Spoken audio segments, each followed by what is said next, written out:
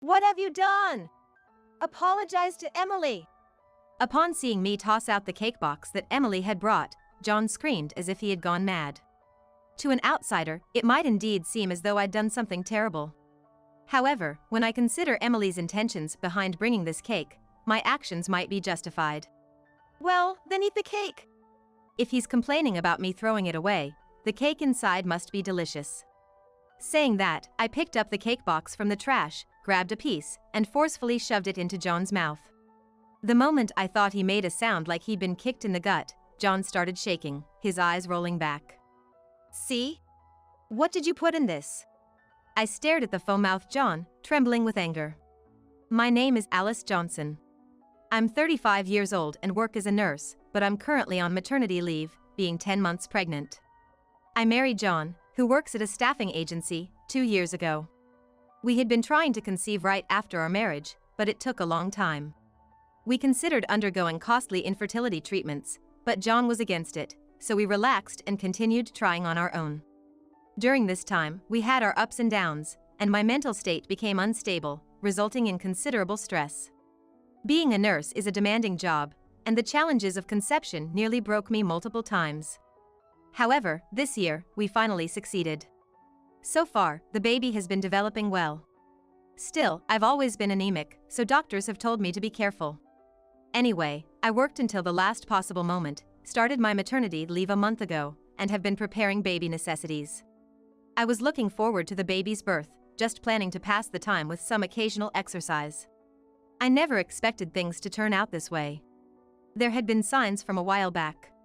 Marrying John wasn't straightforward, and I often wondered if I should marry him at all. The reason was that he had a daughter, Emily, who was in her second year of middle school at the time. I met John on a dating app. While there are various tiers of dating apps, the one I was using wasn't specifically for marriage-minded people but more casual dating. Being new to the world of dating apps, I felt hesitant to jump straight into marriage-focused ones. At the first dating app one ever signed up for, I communicated and met with several men, but the one who felt just right for me was John. John's profile only had basic information. He worked in human resources, and his hobbies included soccer and horse racing. It gave me no clue about his personality. Yet, I felt a connection and hit the like button, and when John liked me back, our messaging began. Before I knew it, we had been out for dinner several times, and we started dating. John was 3 years older than me, but he had this innocent, boyish charm which I found endearing. So when he told me, "Let's get married. But there's something I need to tell you," I was taken aback. "What do you need to tell me?" "Well, I'm actually divorced and have a child." "What?" His revelation was so shocking that I was left speechless. Looking back, it wasn't something to be confessed before marriage. Probably on a marriage-focused app, such circumstances would need to be disclosed, but the app one was on was more casual, aimed at dating. I couldn't complain since I felt it was like being caught off guard. "Well, let me think about it." I didn't answer right away and decided to give it some thought. Later on, when I inquired more about his child, I found out that she was currently in her second year of middle school and her name was Emily. I asked if I could meet her, but he brushed it off, saying, "She's in her rebellious phase and doesn't want to meet anyone. But trust me, she's a good kid at heart." While she was indeed a teenager, I wondered if it was all right for her not to meet someone who might become her mother. Still, she'd be an adult in a few years, and John assured me she was a good kid. I decided maybe she was just an easygoing child, not making a big deal of her mother's role. At that time, I felt like I was trying to persuade myself because I wanted to marry John so much. Eventually, I gave in and we married, leading to my first encounter with John's daughter, Emily. Emily had a short hairstyle and tan skin, looking every bit the typical middle school girl. She stared at me intently, possibly out of nervousness, so I tried to speak in the gentlest tone I could muster. "My name is Alice. I know it will take time to adjust, but let's try to build a relationship step by step." I tried my best to be considerate, but Emily suddenly snickered. "I thought Dad would bring someone younger. He likes young women, you know? My mom had me when she was 18. Aren't you almost 40? Hearing her mockingly ask almost 40, I felt a chill run down my spine. Such words weren't appropriate for a first meeting, especially towards someone set to become her mother. I looked to John for help, but he just gave an awkward laugh and said, Hey, who said I like younger women? Without really defending me. The uncertainty about our marriage life intensified. Living with such an unreasonable stepdaughter was more stressful than I had anticipated. When do you usually finish work, Alice? You come home so late, and it wakes me up. If you can't finish work within regular hours, doesn't that mean you're incompetent? Why fish dishes 2 days in a row? I hate fish. Don't wash my clothes with yours. I don't want them to smell like your sweat. Emily, who constantly nitpicked and snickered about everything, irritated me. I was amazed at the sheer number of complaints she could come up with. At first, I brushed it off as childish nonsense. But as her verbal jabs escalated, the stress from our attempts to conceive piled on, and my health deteriorated. My body, which was already prone to anemia, suffered further from it, leading to a hospital visit.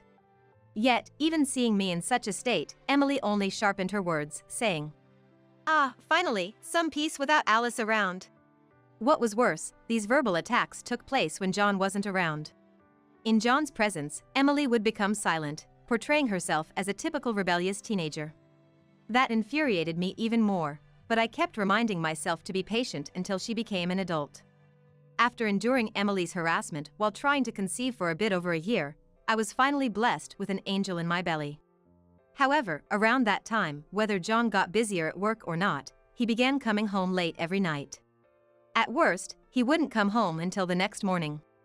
I can't say I never suspected him of infidelity, but my instincts told me there wasn't another woman in John's life. Of course, my pregnancy wasn't going to put an end to Emily's harassment. If anything, it would not be an exaggeration to say that the harassment became even more severe after I got pregnant. When I was bedridden due to morning sickness, she would demand, "Make food quickly. If not, break up with Dad." And when I did make food, she'd complain, "This tastes bland." Throwing the meal I prepared into the trash. Given my morning sickness, I was cooking with less seasoning as I couldn't handle strong flavors.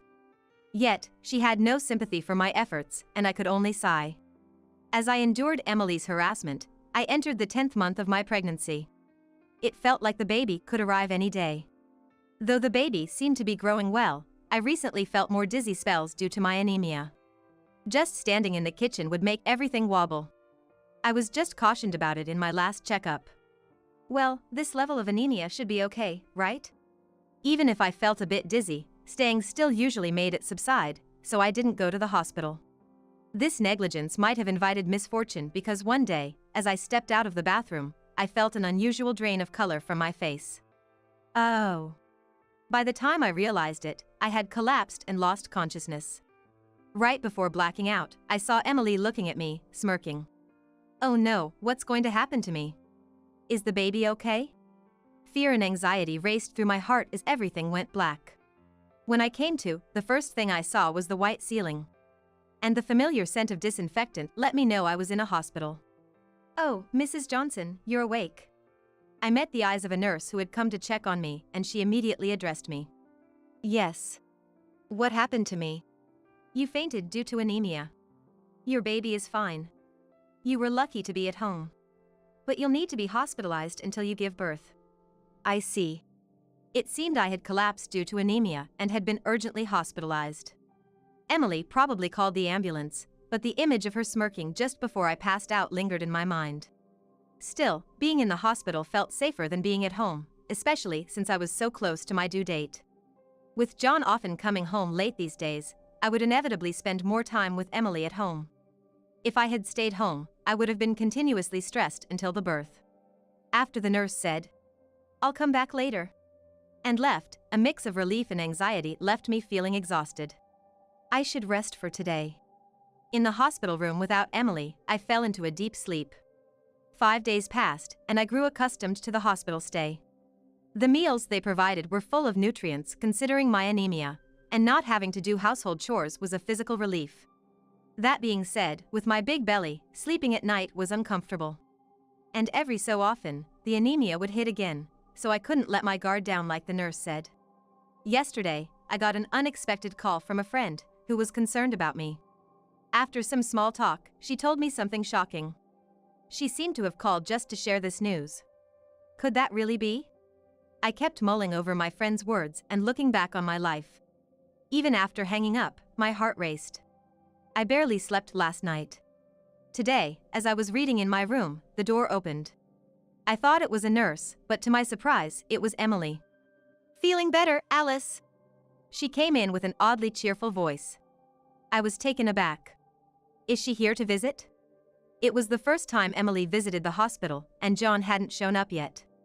Of course, I reached out, but he didn't reply, perhaps due to his busy schedule. Seeing Emily behaving differently, I replied hesitantly. Yes, I am. Thanks for calling the ambulance for me. Usually, she's quite rude, but since she saved my life, I felt the need to express gratitude. I didn't really do it for you. I just didn't want to leave you lying there in front of me. But maybe I should have. Nobody would miss you anyway. Emily was back with her usual snark. Actually, she seemed even more spiteful than usual. But anyway, since you're okay now, I brought this. She handed me a small cake box. You're giving this to me? Yeah, a get-well gift. Emily smirked again, making me suspicious as I stared at the cake box. As I was pondering, the door opened once more, and this time it was John. You're late, Dad. Sorry, just had to use the restroom.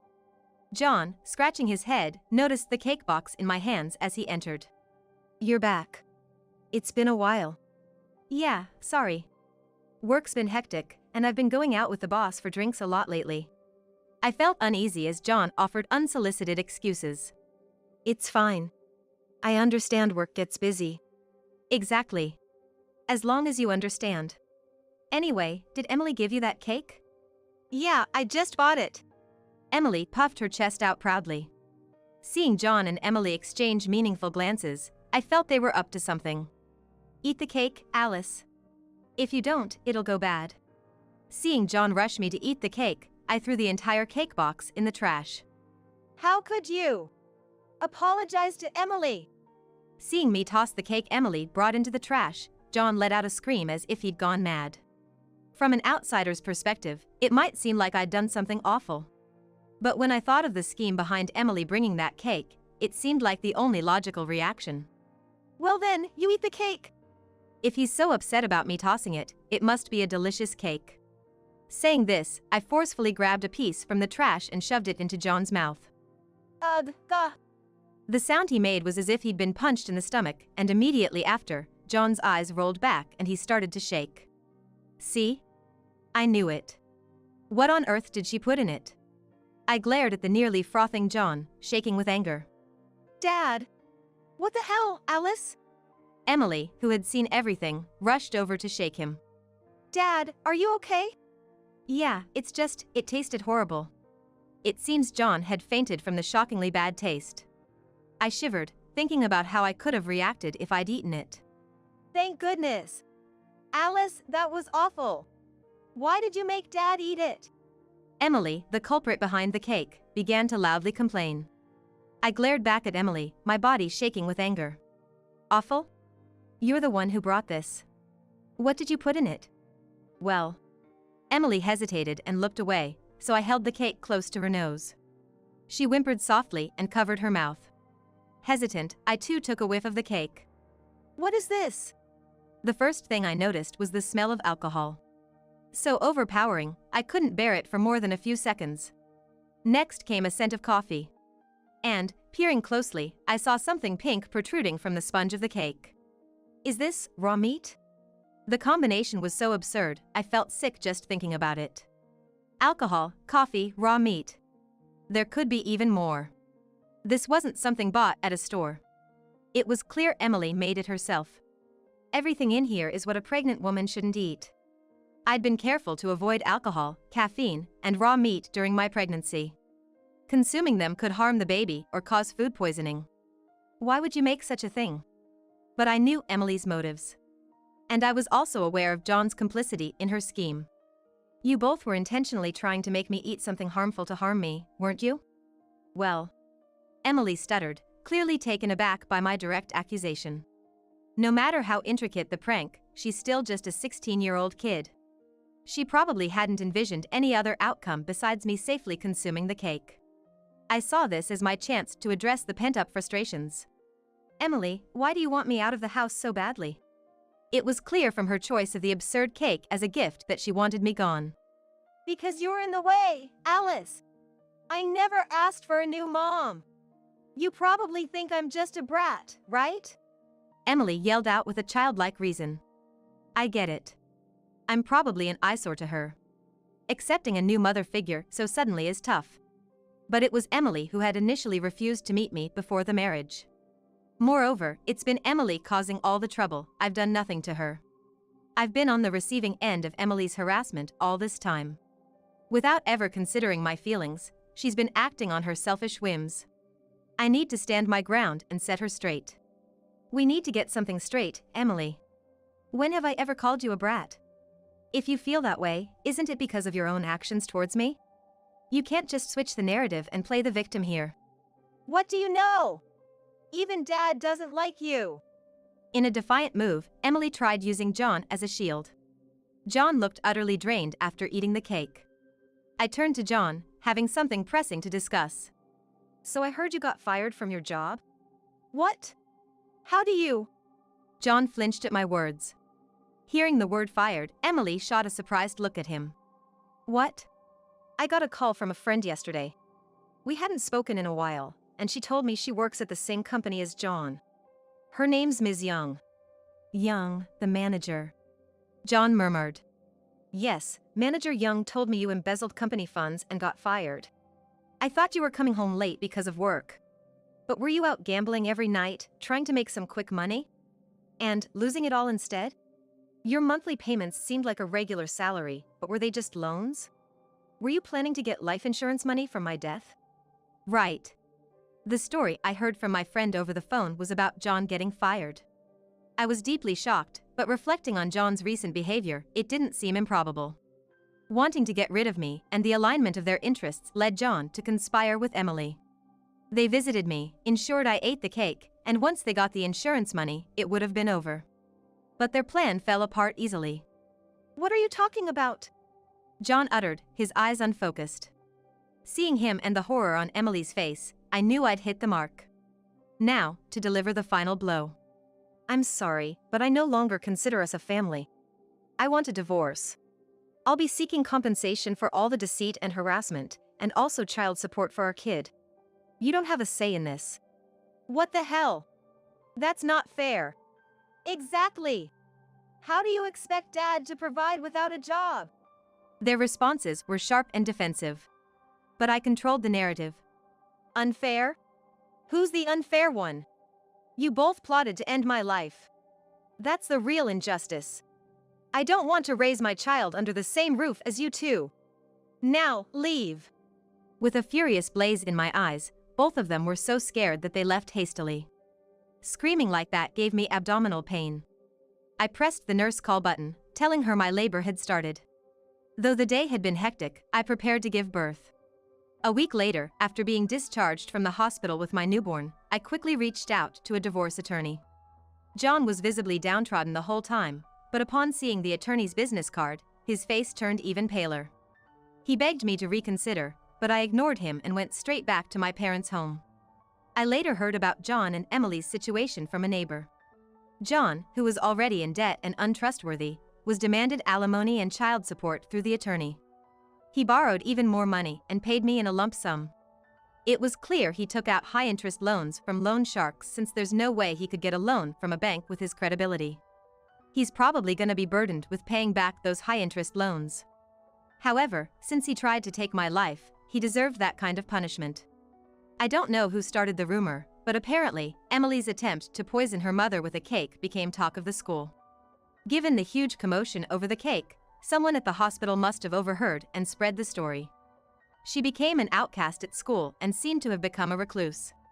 However, considering the money-strapped Johnson family, she had to work part-time to get by. Emily dropped out of school and started working.